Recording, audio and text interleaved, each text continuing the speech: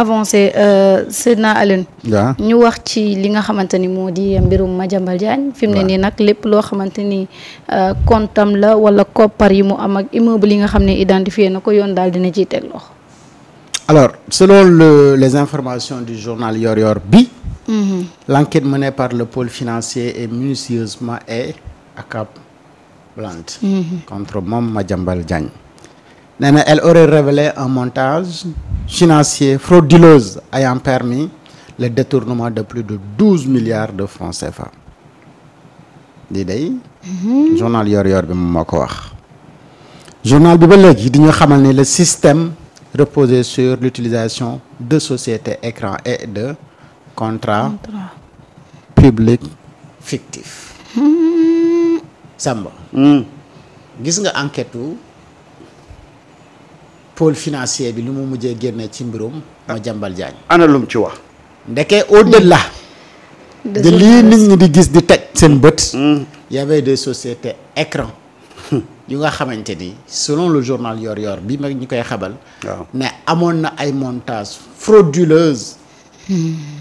ci ay koppar yu dem ba tolloog 12 milliards de nos francs CFA ci ay contrats publics yu nga xamante ni fictifs ak des entreprises écran entreprise écran nag mooy entreprise nga xamante ni wax dëgg yàlla ci kayit rek la existe. mooy li ñuy wax xam nga li ñuy wax télé ci poos. waaw mooy entreprise ci saak. mooy entreprise ci saak. ci saak rek lay nekk. alors journal bi di wax. cachet bi mooy nekk ci saak bi ak benn ak ay feuilles yu def. non mais waa ji kay ñu ngi doog a comprendre yu ko mi comme noonu la ñu bëree ay partis politiques écran aussi. écran waaw yoo xam ne ji ça n'existe que si poste. Sénégal tout est à refaire yu bëri moo nekk ci réew mi. te ñooñu di wuyoo leader parti politique écran yooyu ñoom ñoo ñuy amerder tout le temps ci penc bi. mu ne depuis la France l'ancien greffier est converti en journaliste. affirme la tentative d'éteindre son horreur, etc., et de protéger ses avoirs. Cependant, la machine judiciaire sénégalaise semble déterminée à aller jusqu'au bout. C'est-à-dire, finalement, la justice a ordonné ñu saisir lépp luy bien yi nga xamante ni Madiambal Diagne ma ko moom ak waa këram. waaw mais moom ndekete bëri na ay suuf ak terrain de. et encore ñu bloqué lépp lu nga xamante ni ay compte bancaire am la nekkagul compte max parce que atteguñ ko. mais xam naa fu la jëm yi. li mu suuf yi fu mu ko jëlee. mais j'ai vu la réaction de un de ses anciens collaborateurs moom Yakham Mbaye expliquer si la fortune colossale de Madiambal Diagne. Et beaucoup de Sénégalais aujourd'hui moom la ñuy poser wu comme question en si peu de temps comment un greffier converti en journaliste peut avoir autant de fortune. D'où vient donc cet argent-là? Mais li nga xamante ni moom la enquête bi révélé selon le journal Yoor Yoor. mais loolu moo lay justifier que ni évidemment lii rek moom moo war a mën a tax moo am autant de fortune mooy que ni y a des entreprises écran et des contrats fictifs ñoo nga xamante ni ces entreprises écran ñu ngi koy contracter pour se faire de l'argent aussi simple que ça mais xaalis bu ñu liggéey bu lew bu sell wuru la mën a gaawee bëree nii wolof nag day wax ñaari mbir. mooy amin bu gaawee rek. alal bu gaawee amin nga sellul. parce que bu amin gi sellee mais jur gi du gaaw. surtout fii Sénégal. ak wërsëg wi lu mu yaatu yaatu. bu fekkee ni amin bi lu sell la mais bëriwaay gi du mën a nekk ci durée bu gàtt boobu. des gens ont travaillé des années dur labeur boo leen demoon fëgg laaj leen 500 millions yu dëgër ñu ne la sa waay denc ñu ko. et comment aujourd'hui un greffier converti en journaliste peut être multimilliardaire en si peu de temps. ñu xamee la cundug benn entreprise. ndeke derrière. tu as d'autres entreprises écran. et entreprise écran nag li nga xamante ni moom la mën a def comme njeexital ci le développement d'un pays mooy que ni ces entreprises écran là. dañuy gagner ay marchés. parfois duñu ko effectuer. effectivement mooy ay contrats fictifs.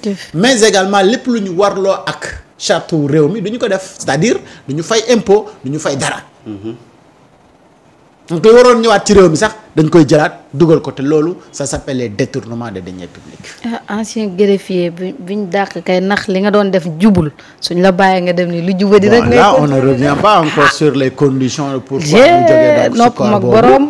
mais doy na waar mbirum Madiambal ak aujourd'hui li nga xamante ni moom la ñuy découvrir ak la décision mais naturellement lii bu ko justice découvrir mais li mu war a def mooy saisir ses biens parce que aminu bien yooyu noonu njort nañ ne amul baaxul et mais saisir également ses comptes bancaires ainsi que toute sa famille yi nga xamante ni dañu nekkoon derrière ces entreprises yi nga xamante ni moom la doon gérer moom Madiambal lii nag moom wax dëgg yàlla xamoon na ni il fallait que ñu ne c'est bien répertorié ouais à Niague Peul et Bambilor ñu ne la famille possède plusieurs hectares de terrain. tamit nag Walfnet moo ko génneen. tamit nag. waaw tamit. waaw loolu nag. lii moo lay won kay lu tax Madiambal doon prier bañ Ousmane Sonko mais gis nga voilà un peu. gars yi lii moo expliqué woon. seen agissement. te gis nga ce dossier là ah. ça va encore révéler d'autres noms. qui a des milieux insoupçonnés. parce que ellipse bi déggoon ngeen ko ca hôpital Touba bañ doon defar ay jamono. foofu noonu Pape Alé am na benn live am bu mu doon def c'était en 2019 muy expliquer ne am na ñu bari ñoo xam ne dañoo jël xaalis ci marché boobu séddoo ko ci seen biir donc ce problème de ellipse projet là révélé gul li ci nekk yépp pour le moment ñu ngi focus ci le cas Madiambal mais c'est un marché qui a des ramifications extraordinaires. te avec le temps di nga gis ñi ci laale. yaa ngi ko doon wax sànq te ñaata nit lañ convoqué fële ci directeur de banque yi. bëri nañu ay vingtaine kay. waaw lan mooy seen rôle ci li nga xam ne moom la ñuy wax tey ci détournement de. mais sa gaañu aussi kenn woowu leen. kan. les notaires. ah dégg gu ma ko ci de. continuel. mooy gis nga Marieta. on avait vraiment benn entreprise boo xam ne ñoom dañu taxawoon rek di séddoo alalu dëkk bi. moo tax nag nga doon gis gars yi en un temps record mais dañ doon riche comme Crésus. kii di Madiambal bés bu ñu reporterier ay biens yam ba wax ko Sénégalais yi Sénégalais dañ dar seen nopp waxuma ne il est riche de yamuma ci il est riche dong de mais il est riche comme Crésus. terrain la ñuy wax xaaral ba ñu wax immeuble yi mais xoolal tour bi ñu doon wax fële. xoolal bi ne Mamel. waaw boobu ñaata étage la. ñaata niveau la. boobu de Dakar la tiim ci boppam. parce que si je ne me trompe il avait évalué ce projet à vers 15 milliards quelque chose comme ça ne serait-ce que tour boobu noonu. avec les hôtels les salles de conférence yi mu ci bëgg a def et cetera le projet bon dinaa ko check léegi nii ci kanam xool. parce que il avait déjà présenté ce projet là à hauteur de xaw ma ñaata milliards. pour un journaliste beaucoup de gens à cette époque là avaient demandé mais comment en si peu de temps le gars peut donc demander lii yëpp comme projet. Macky daal moo nekk ci réew mi di jox très bien. très bien fii nag laa bëggoon ñu ñëw. c'est quoi la responsabilité de l'ancien président de la République. bi nga xamante ni moom moo permettre à ce monsieur ancien greffier devenu journaliste d'être riche en si peu de temps. alors que dans l'espace public kenn constaté wul ay marché maa ngi ko doon wax keroog ni dans domaine bi mu nekk en termes de publicité wala benn marché public boo xamante ni à hauteur de lu nit ñi évaluer ñoo xam ne lii benn marché la boo xamante ni entreprise bu mu Madiambal Diagne moo koy gérer buy def liggéey bi mais nit ñi gisuñu ko. entreprise yi nga xam ne ñoom ñoo gagné TER beeg BRT beeg ñooñu sax autant de milliards nit ñi tuddalu lu ñu leen ko te gis nañu pourtant ñoom lu nga xamante ni liggéey nañu ko fi entreprise bi nga xamante ni moom moo defar façade du autopont yi nekk ci dëkk bi sax xaalis yu ñu toll nit ñi dégluñ ne ñoom am nañ ko te pourtant ñoom liggéey nañ fi lu nga xamante ni nit ñi ñu ngi koy gis. c'est monsieur Diagne Madiambal mais ci entre temps yan connexion la am ba war ko mën a permettre mu am autant de marché jaarale ko ci ay entreprises yu nga xamante ne entreprise yu dëgguwul la muy entreprise écran yu nga xamante ne ci ay kiit rek la am te entreprise yooyu noonu l'objectif ñun ñëpp xam nañ ko c'est moo amoon possibilité pour encaisser xaalis donc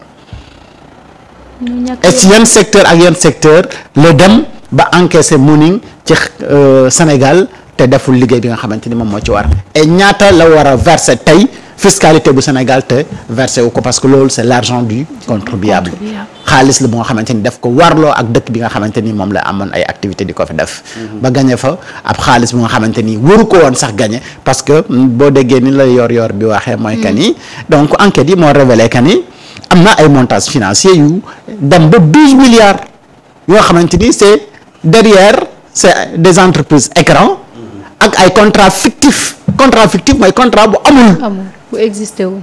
mu encaissé si 12 milliards de nos francs CFA. loolu c'est à justifier. loolu tamit décembre mooy wane ni ki fi nekkoon njiitu réew moom respecté wuñu woon dafa am ñoo xam ne ñoo nekk ci wetam di def lu leen neex. li kay moo taxoon ñuy rey seen bopp pour waa ji bañ fi jóge. mais rien que le fait que mu dem tour bi ñu tabax Mamel. waaw mais waruñ ko foon tabax. waaw nee nañ 16 étages. mais Mamel dañu mës a interdire construction foofu. lu tax ñu nangul ko ko. mais